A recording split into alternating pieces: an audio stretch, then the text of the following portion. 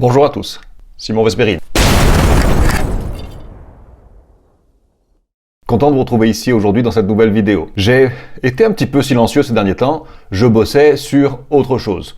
J'avais plein de trucs à faire, j'ai des clients qui sont arrivés tous un petit peu en même temps là à Minsk avec les beaux jours, et puis je bossais sur de nouvelles solutions pour vous, à vous offrir. Je veux dire, ici, c'est vrai que je dénonce pas mal de choses. On parle de problèmes, on parle de choses qui vont pas. Et c'est bien, il faut en prendre conscience. Je pense que c'est la première étape. Prendre conscience de la réalité des choses. Après, la seconde, naturelle et à mon sens vraiment importante pour le bien-être, bien une fois qu'on a pris conscience des choses, c'est d'agir. Sinon, vous allez passer votre vie en France, en Belgique, en Suisse, je sais pas où vous êtes, mais certainement dans un pays francophone, vraisemblablement. Je sais qu'il y a des expats ici qui sont en Pologne, qui sont en Asie, et franchement, je leur tire mon chapeau parce que, forcément, on est frères. Mais beaucoup sont encore en France. Donc, rester en France pour se plaindre de si ça va pas, ça va pas, il y a ça qui va pas, puis il y a ça qui ira pas demain, ça sert pas à grand chose. Et au contraire, vous vous aigrissez l'âme. Moi, j'ai eu la chance, mais c'est pas une chance. C'est parce que j'ai appliqué des solutions pour quand quelque chose m'ennuyait, quand j'étais pas content quelque part, me barrer. Donc, on est à quelques jours du lancement de mon manuel où finalement, j'ai regroupé tout ce que je sais par mon expérience, mais aussi au travers de l'expérience à travers mes clients que j'ai aidé à changer de vie, que j'ai aidé à changer de pays. Donc, ce manuel, il va s'appeler « Se barrer vite et bien ». Et pour les gens qui sont inscrits à mes contacts privés, je leur proposerai dans quelques jours et ils auront une grosse réduction parce que ils me font confiance, ils sont dans mes contacts privés, ce sont pour moi des contacts privilégiés. Si vous n'êtes pas encore inscrit à mes contacts privés, faites-le sans attendre, ça vous permettra de bénéficier de cette offre là-dessus et vous aurez accès à cette solution-là. Le thème de la vidéo du jour. Bon, vous le savez, vous avez été confinés. Vous avez eu le masque, vous avez eu les piqûres, on peut pas trop dire, mais vous savez, vous avez eu tout ça. Certains d'entre vous ont perdu leurs emplois parce qu'ils n'ont pas voulu se plier aux nouvelles règles. Et donc, vous pensez que c'était la fin? Évidemment que non. La question qu'on va se poser aujourd'hui, je me la pose, je vous la pose, vous me la posez sans doute aussi. Est-ce que, après le virus, nous aurons la guerre mondiale? Parce que clairement, beaucoup de signaux semblent converger vers cette possibilité-là. Elle est abominable. Moi, je vis dans un pays où tout le monde a peur de ça, tout le monde est surtout pas ça, ils en ont tellement souffert, ils veulent surtout pas ça. Je sais qu'en France aussi, la majorité des gens, ils veulent pas la guerre.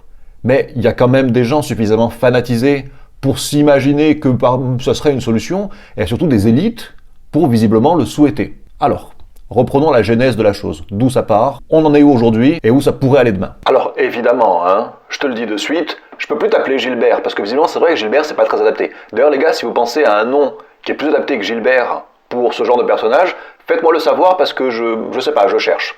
Mais voilà, je t'appelle plus Gilbert, mais je te parle quand même. Si tu penses que tout allait très bien, on avait un monde parfait, c'était le top, heureusement on avait nos masques, on était en sécurité, et puis là, les très gentils Ukrainiens qui étaient en paix chez eux, où il se passait strictement rien, ils ont été méchamment attaqués par les méchants Russes qui violent des bébés, je veux dire, c'est pas la peine que tu regardes cette vidéo. Je te le dis, tu peux la fermer là de suite, et passer à la suite, passer à autre chose, aller voir un truc qui t'intéresse, parce que là, tu vas te régler l'âme. Ciao. Donc, prenons à la racine de la chose les raisons de la situation actuelle, de la guerre actuelle, et des guerres actuelles, parce que ne l'oublions pas. Il est évident, pour moi, en qualité simplement d'observateur, je ne suis pas un géopoliticien, je ne suis pas dans les arcanes des différents pouvoirs, mais c'est vrai que j'ai un intérêt pour l'histoire, avant tout, et par conséquent, la géopolitique aujourd'hui, si on veut être un petit peu au fait de ce qui se passe, si on veut pouvoir un petit peu préparer le terrain pour demain, je pense qu'il faut s'intéresser à la géopolitique. Donc, le conflit Ukraine-Russie, il prend racine il y a fort longtemps de ça déjà. Moi, ce que je remarque, c'est que rien n'a été fait pour l'éviter, et bien au contraire. En fait, ce conflit, il est provoqué. Il est provoqué, déjà d'une part, quand les garants de l'application des accords de Minsk, ne les font pas appliquer. Je pense à la France, je pense à l'Allemagne, ce sont des pays qui sont garants au moment de la signature de ces accords, donc qui entérinent la paix en 2014, parce que, c'est évident, il y a des gens qui l'ont pas encore remarqué, la guerre en Ukraine, elle commence en 2014. Et les tensions, elles commencent bien avant. Quand on regarde les déclarations du président du Bélarus, il parle du risque de guerre en Ukraine il y a déjà plus de 10 ans en arrière. C'est pas neuf. Ça fait pas 3 mois. Par ailleurs, on a refusé un statut de neutralité pour l'Ukraine. La neutralité, c'est quelque chose de bien. La Suisse, tant qu'elle a été neutre, elle s'est préservée des guerres. La Seconde Guerre mondiale, tous les pays autour ont été ravagés, mais pas la Suisse. Pourquoi? Parce qu'ils étaient neutres, parce qu'ils étaient préservés. La neutralité, c'est pas un statut de soumission. Au contraire, C'est un statut d'indépendance, de dire moi je ne prends pas parti ni pour lui, je fais pas la guerre pour toi, je fais pas la guerre pour toi. Nous, on fait ce qu'on veut, on est neutre. J'ai remarqué aussi que les tensions grandissant, la Russie demandait des garanties de sécurité par rapport à la situation ukrainienne. Clairement, au moment où tout le monde craignait que la Russie n'attaque l'Ukraine, bien la chose à faire, c'était peut-être pas d'autoriser une adhésion de l'Ukraine à l'OTAN. D'où découlait, bien possiblement, un flux d'armes de l'OTAN sur le territoire ukrainien. Si on avait voulu éviter les tensions, si on avait voulu calmer le truc, on aurait dit « Ok les gars, vous rentrerez peut-être dans l'OTAN, mais bon, pas maintenant, là, pas comme ça, parce que là c'est trop tendu. » Or, on a fait l'inverse. Le président ukrainien demande à obtenir des armes nucléaires de l'OTAN, et on dit « Oui, pas de problème. » Et d'ailleurs, ça c'est quelques jours avant le début de l'invasion, début de l'attaque ou de l'opération militaire, vous l'appelez comme vous voulez. Et ça c'était donc mon premier point. Qu'est-ce qui mène à la guerre? Une fois la guerre déjà déclenchée, elle est en cours, je note de la part de pas mal de pays dans le monde, principalement évidemment les pays sous influence américaine, à bloquer une possibilité de désescalade. Et ce, sur plusieurs points. Alors là aussi, je vais peut-être faire de la peine à des gens, mais j'ai toute la compassion pour le peuple ukrainien, j'ai toute la compassion pour tous les gens qui souffrent partout dans le monde. Il y a des gens qui posent la question, t'es pour la Russie ou pour l'Ukraine? Mais attendez les gars, c'est pas un match de foot. Il y a personne qui va gagner le match. L'enjeu, c'est préserver des vies. L'enjeu, c'est revenir à la paix. L'enjeu, c'est empêcher que le conflit ne s'étende. Il y a personne qui va gagner. C'est pas la peine de prendre parti, de vous mettre avec un petit drapeau. Il y a rien à soutenir, à part évidemment la paix. Et donc, pour en revenir à ce que je disais tout à l'heure, pour moi, le président ukrainien, qui est encensé par la presse otanienne, la presse de l'Ouest, le héros de la liberté, pour moi, il est en grande partie responsable de la guerre. Il est dans la provoque systématiquement, il est présenté comme quelqu'un d'éminemment important dans le monde entier, alors qu'en fait, en dehors de l'Ukraine, bien ma foi, il ne l'est pas. On a vu sa participation au forum de Davos, on a vu la presse française l'encenser, le héros de la liberté. Ouais, putain, sacré héros. Pour moi, il est le représentant strict des intérêts américains et otaniens contre, on va dire, les ennemis des États-Unis, à l'Est. Pas que la Russie, mais la Russie aujourd'hui, principalement, dans son cas à lui, c'est son job à lui. Il ne préserve pas l'intérêt de la population ukrainienne, sinon il les préserverait de la guerre, sinon il ferait ce qu'il peut pour amener la guerre. Or, tout ce qu'il peut faire aujourd'hui, c'est mettre de l'huile sur le feu et demander des armes pour faire perdurer la guerre. D'ailleurs, vu qu'on en parle, on a un pays qui est censé être souverain, et a sans doute, s'il avait été souverain, un rôle à jouer dans les pourparlers. Or aujourd'hui, quel est le rôle de la France? Comment peuvent-ils mener un quelconque pourparler de paix alors qu'ils sont totalement soumis aux intérêts américains qui, eux, veulent la guerre? La réponse de la France pour soi-disant la paix en Ukraine, c'est l'armement massif. On a vu l'arrivée de lance-missiles donnés par la France à l'Ukraine, d'ailleurs sur les réserves de l'armée française, Le Sénat disait que la France avait suffisamment de munitions pour 4 jours. Bon, maintenant, c'est peut-être pour 3 jours seulement. Les lance-missiles César donnés à l'Ukraine, aujourd'hui utilisés par l'armée ukrainienne pour tirer sur les villes, avec des civils dedans, les villes du Donbass. Est-ce bien là œuvrer pour la paix? À mon sens, c'est bloquer une possibilité de désescalade. Par ailleurs, on avait des pourparlers de paix ici au Bélarus, les premiers jours du conflit, entre des intervenants représentant la Russie et d'autres l'État ukrainien, et puis bien, ces pourparlers ont cessé avec l'assassinat en Ukraine de l'un des négociateurs ukrainiens. Et par ailleurs, une autre visiblement des stratégies pour ramener la paix, soi-disant, c'est une politique de sanctions économiques, voire même de guerre économique. Des menaces, une russophobie assumée, débridée envers n'importe quel citoyen russe qui évidemment n'a rien à voir avec tout ça, et jusqu'au vol d'actifs. Le vol d'actifs, aujourd'hui légitimé, t'es de quelle nationalité? Ok, on va te prendre tes biens, sur la base de parce qu'on a envie. C'est évidemment illégal, et c'est quelque chose qui aura des conséquences, et qui a des conséquences importantes sur l'Europe, sur la zone euro. On en parlera dans une prochaine vidéo.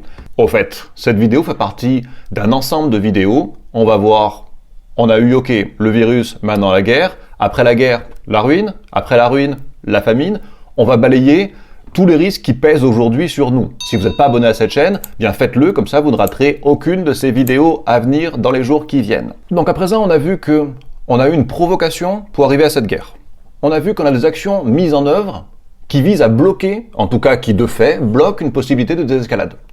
Maintenant, voyons la situation où elle peut aller demain. Moi je note et ce, dans les plus hautes instances des élites les plus mondialistes du monde, eh bien, ce qui semblerait être une volonté d'embrasement général. Je veux dire par là, ça fait des décennies qu'il y a des tensions entre la Chine et Taïwan. Et je dirais plus que ça, je dirais au sein de la Chine avec Taïwan.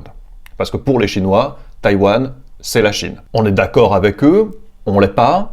Est-ce que les Chinois viennent se mêler du fait que la Corse, c'est la France ou pas? Non. Est-ce que les Chinois menacent la France quand il y a des événements en Corse? Non. Pourquoi est-ce que la France, les États-Unis, vont se mêler de la situation à Taïwan? Vous voyez là l'état d'esprit des mondialistes. Donc aujourd'hui, il y a des tensions depuis des décennies à Taïwan. Que font les Américains? Eh bien, ils vont se promener à Taïwan pour dire bon, on est prêt à vous armer en cas de problème. Donc c'est une provocation directe envers la Chine. Et bien sûr, si on parle de provocation en lieu et place de recherche de voies d'apaisement, comment ne pas parler du cas de la Finlande et de la Suède? Je veux dire, ce sont des pays qui sont neutres. Ils sont neutres depuis l'époque de la guerre froide, et justement, sur entendement des deux blocs, de façon à ce que personne ne se sente menacé par l'avancée de l'autre à ses frontières. D'ailleurs, la Russie, depuis longtemps déjà, tire la sonnette et a la fameuse ligne rouge concernant l'avancement de l'OTAN vers l'Est. Ok, c'est pas parce que la Russie demande un truc que tout le monde doit s'y plier.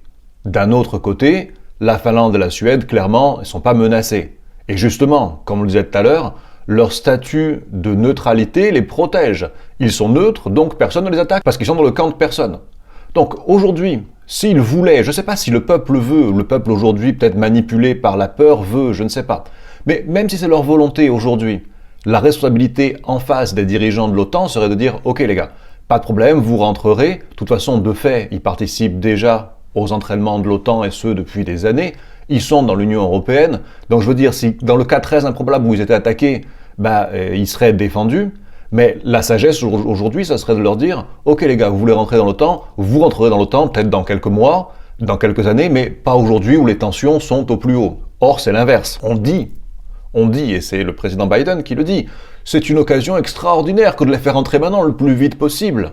Et évidemment, ça les met dans le radar de la Russie et ça fait monter encore d'un cran les tensions. Mais cette vidéo, vous l'avez bien compris, elle n'adresse pas le sujet de la guerre en Ukraine spécifiquement, mais du risque de guerre mondiale.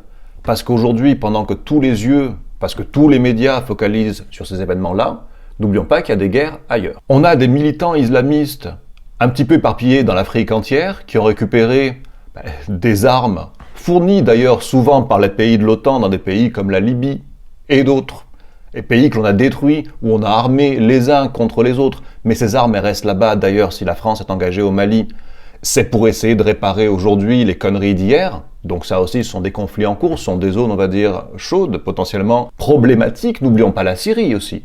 La Syrie où les Russes sont impliqués avec les autres en face. Celle-là, ne l'oublions pas non plus, on n'en parle plus, mais c'est toujours le cas, les gens s'ouvrent toujours là-bas, bien évidemment. On a la situation au Myanmar, on va pas s'étendre, mais c'est aussi une réalité aujourd'hui d'un conflit militaire, et bien sûr, on a la guerre au Yémen. Les Yéménites, visiblement, sont beaucoup moins chanceux que les Ukrainiens, puisque là, sans aucune gêne, on va dire, on soutient l'Arabie Saoudite qui les massacre. Évidemment, quand on soutient, on va pas mettre de sanctions, pas de sanctions économiques à l'Arabie Saoudite parce que elle vend le pétrole. Donc c'est sûr que si on met des sanctions à tous les gens qu'on n'aime pas mais qui nous vendent du pétrole, après on est embêté.